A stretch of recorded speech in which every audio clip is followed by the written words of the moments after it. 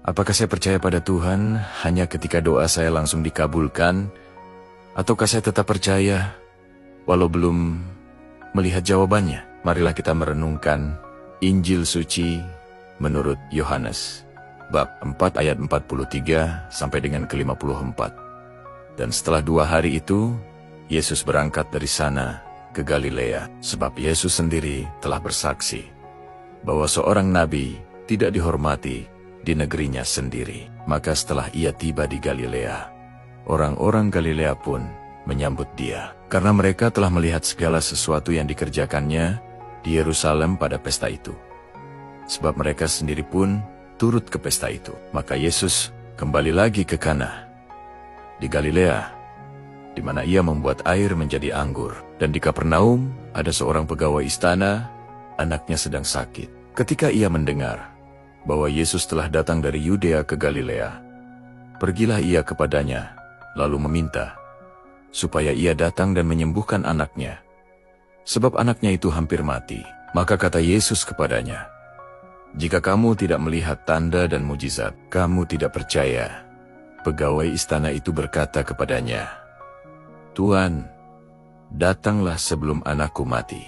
Kata Yesus kepadanya, "Pergilah, anakmu hidup." Orang itu percaya akan perkataan yang dikatakan Yesus kepadanya, lalu pergi. Ketika ia masih di tengah jalan, hamba-hambanya telah datang kepadanya dengan kabar bahwa anaknya hidup. Ia bertanya kepada mereka, "Pukul berapa anak itu mulai sembuh?" Jawab mereka, "Kemarin siang pukul 1 demamnya hilang." Maka teringatlah ayah itu bahwa pada saat itulah Yesus berkata kepadanya, "Anakmu hidup."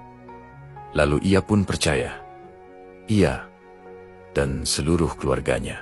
Dan itulah tanda kedua yang dibuat Yesus ketika ia pulang dari Yudea ke Galilea. Demikianlah sabda Tuhan. Saudara dan saudari terkasih dalam Kristus, kisah ini menunjukkan kuasa sabda Yesus dan iman yang percaya tanpa melihat. Pegawai istana itu ingin Yesus datang ke rumahnya, tetapi Yesus mengajak untuk percaya. Ia diminta pulang hanya dengan berpegang pada satu kalimat, "Anakmu hidup." Iman sejati adalah percaya pada sabda Tuhan, bahkan ketika kita belum melihat hasilnya. Dalam hidup kita juga sering mengalami situasi seperti pegawai istana itu.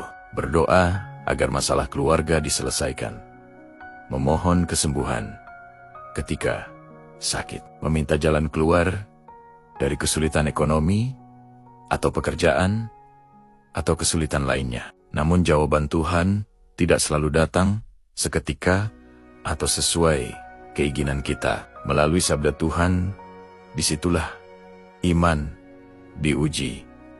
Apakah kita tetap percaya? Pegawai istana itu pulang dengan percaya dan terjadilah mukjizat itu. Apakah kita ingin bukti dulu baru percaya? Tetapi Yesus mengajak kita, percayalah. Demikianlah sabda Tuhan.